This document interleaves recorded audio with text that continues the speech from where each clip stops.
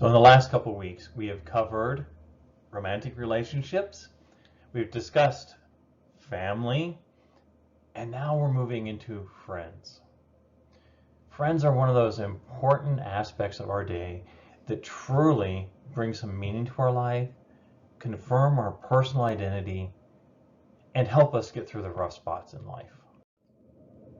What I want to talk today about is defining friendship, what functions it serves, friendships across life, rules of friendships, challenges friendships encounter, and when romance enters into friendships.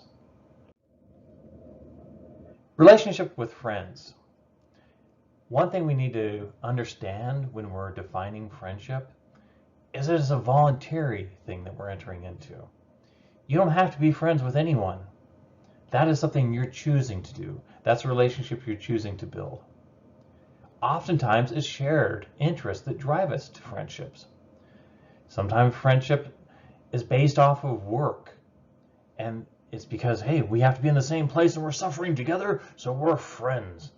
Other times, my best friend because they love Star Trek, I love Star Trek, or they love Star Wars, or they love Harry Potter, or any number of things, a common interest. So oftentimes helps us develop friendships. Self-disclosure. Sure, we have our casual friends, we have our work friends that we really don't say anything to. But when they become our besties and they become our close friends, it's because we can share things with them. And in some cases, it's stuff we wouldn't share with our romantic partner, or we wouldn't share with our family, but we have a friend that we can share that with. And so disclosure is one of the aspects of it. It's rooted in liking. We like our friends, hopefully. Hopefully it's not a frenemy where they're our friends, but we hate them. No, we don't want that. We want our friends to be someone that we like. It's volatile. And that's true. It's like any other relationship. There are peaks and there are valleys. There's good and there's bad. And sometimes going through that volatile relationship makes our friendship stronger or might dissolve our friendship. And friendship is dynamic and changing. You may have friends that you only see every once in a while. And when you get back together with them, it's a chance to share your experiences and your journeys.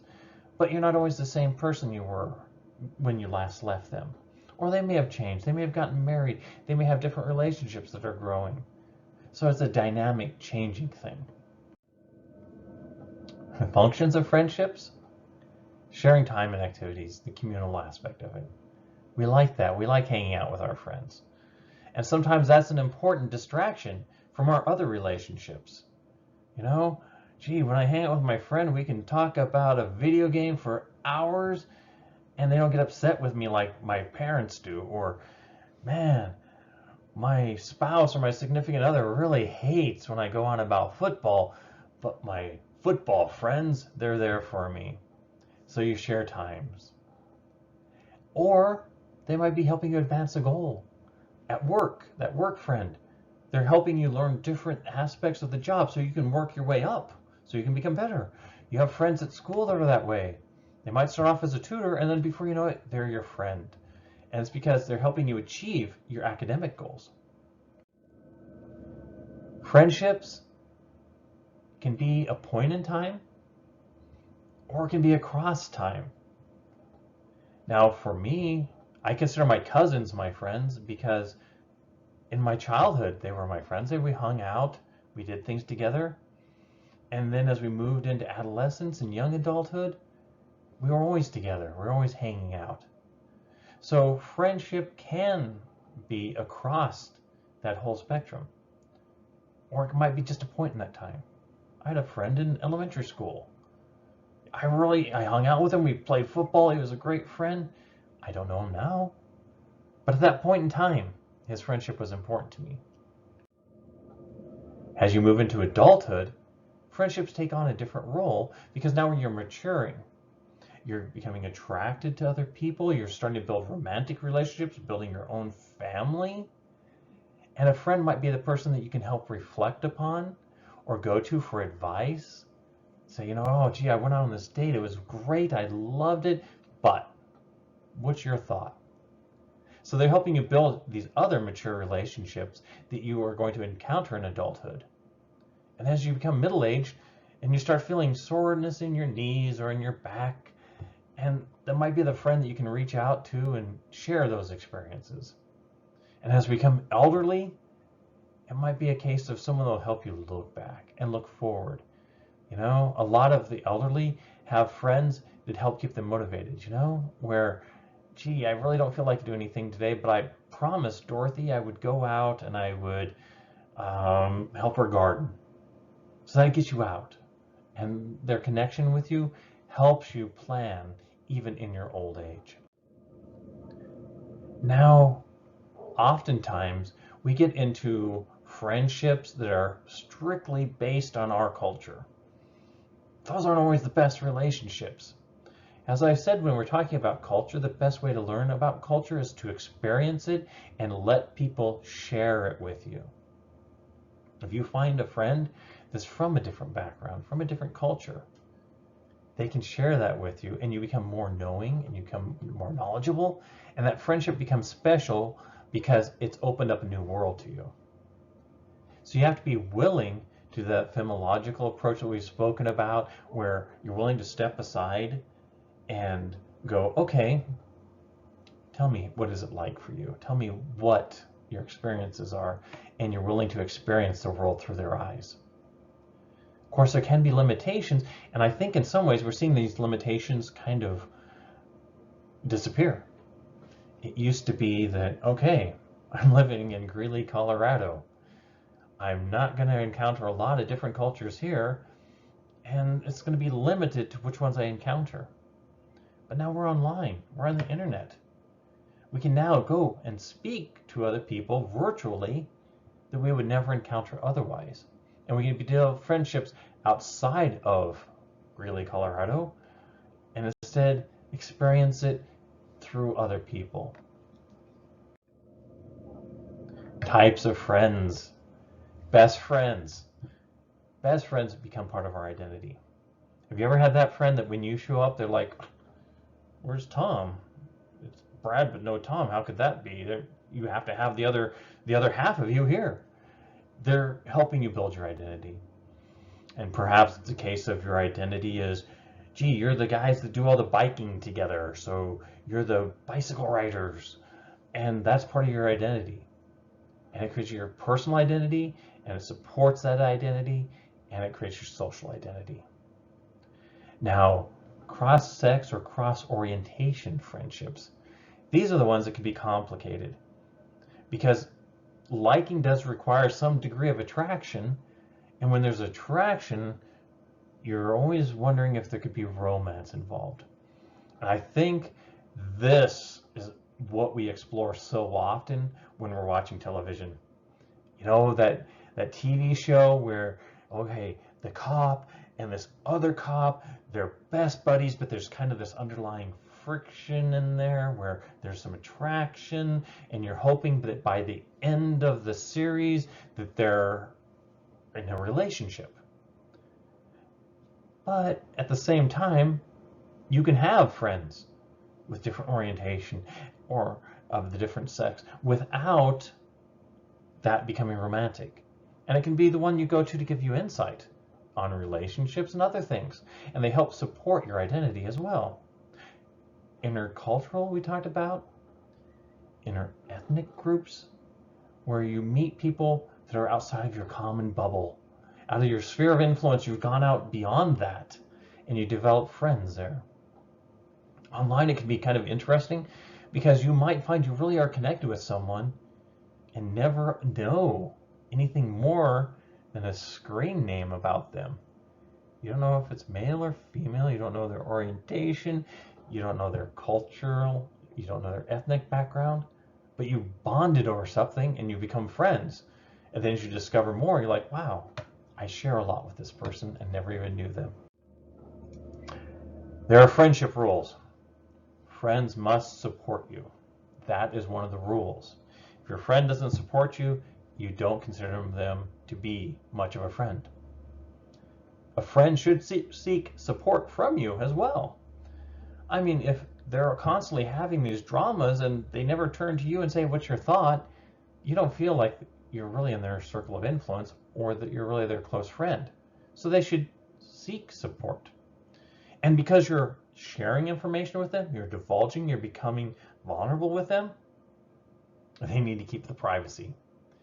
You know, if you say something to them in confidence, they better not share it because that would be a violation of your friendship. And if you're not there, they should defend you. They should have your back. You know, if you're not there and someone says something bad about you, they better stand up and say, well, he's my friend and no one talks about my friend that way. They don't publicly criticize you. You know, they don't go out and say to all your friends, well, Brad's a real idiot. No, instead they need to support you and they don't criticize you in public. Friends make you happy. I mean, that's why you're around them. They bring out the best in you. They make you happy. They're there when you're sad. They understand that you're sad. They are there for you. They manage jealousy. That goes back into the triangulation we talked about with conflict, where they're not trying to make you jealous, you know, oh, well, you're talking to another person, so I'm going to go have another friend. This is my new BFF. We see that all the time in those kids shows, you know, that are on Disney, where it's like they always are competing. Well, jealousy is not a good thing in friendship. Humor is good if they share the same humor, where you don't have to sit there and say, well, yeah, that was a joke, and this is why the sarcasm was a joke, was because I said it this way. No, they just get it. It's some of the similar things that you see in romantic relationships, but not to that degree. And they maintain equity. In other words, you're not always the one giving, and they're always the one taking. You know, gee, I've been there for them through the last 12 breakups they've had, and they wouldn't even answer my phone call when I broke up with the person, so there's no equity. So it's like a bank. You all have to deposit in order to withdraw. Friendship strategies. If you find yourself falling out of friendship with someone, share some of the things you enjoy again. Try to do some of those activities. Maybe a little self-disclosure. You know, we were once really close friends. Is everything okay? I haven't heard from you. You know, I feel like I miss you. Things of that variety. Those are all self-disclosures that will help maintain friendships. Friendship challenges. Betrayal. Yes, betrayal. That's a big one. If a friend betrays you, they go from that inner sphere of influence and suddenly they're ejected out because they betrayed you. They took your trust, you confided in them, and then they posted it on social media. Things of that thing, so forth.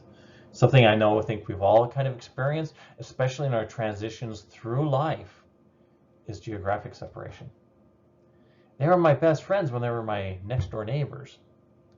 But now I'm 50 years old and I live in Colorado and they're living in Hawaii. We just don't see each other. The friendship has faded because we're not close in proximity together. Now, romance between friends. These are some of these common terms we hear about. They make entire movies on it. Friends with benefits. Well, I think you have to establish for yourself what you feel appropriate boundary are with your friends. And to understand that if you go into a romantic relationship with a friend and it's just going to be with benefits, you need to understand that perhaps that's not how they feel. So you have to still have that communication going on. Troubles with romance? You've already self-disclosed. You've been hanging out with these people for 6 years. They know everything about you. And when we were looking at Knapp's model and the staircase and so forth, well, they already know everything about you. You're kind of dull and boring to them after a while. And so there's really no self-disclosures. Shared experiences, you have them as friends, and then you're trying to make them as romantic partners, and it can feel uncomfortable. And there are other encounters that other problems you can see with this. You know, perhaps they're your great friend as long as they're living in another house, But when they move in as your romantic other, you can't stand them anymore because you're not used to that exposure with them. Now, friends can be hard to explain. If you look at this graph, go ahead and try to figure out, because there's love, there's sex, there's friendship, and this is almost kind of like your social media profile where you're saying it's complicated, or friends with benefit, or it's perfect. Are you a couple? Are you not a couple? Suddenly, so it can be complex, and friendships are dynamic. It doesn't mean it stays that way all the time. You don't want to post on social media that your relationship is complicated while your friend who has now become your romantic partner is listing you as a couple. That's going to cause friction right there. So you have to watch for this, and communication with your friends is going to be important during that time. And realize this, it's not just the friend that you're in a romantic relationship, because most likely you're a friend with a friend amongst friends. So that could change your entire dynamics with your work friends, your social friends, and suddenly now that you're in this relationship, they don't know where to be. So realize changing one friendship can have a ripple effect on your other friendships. So what I really wanted to talk about today was how we define friendships, the functions, how we have different friends at different stages of our lives. Some of us are fortunate to have a friend that we had in elementary school or kindergarten all the way through to our dying day. Other friends, they come into our life for a very special moment and then they go. And you're sad to see them go, but it's good that they were there when they were there. So never regret your friends. Always appreciate that they were there for that period of time to help you get through something. Types of friendships, rules we have with friendships, challenges, and romance between friends. I'll also be posting a couple of videos for you to watch that go into friendships and talk about them, a couple TED Talks. I hope you enjoy them.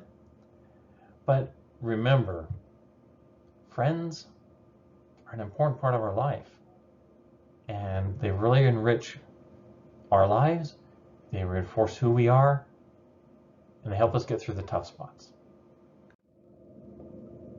If you have any questions, you got my email address, you got Messenger on D2L, let me know about them.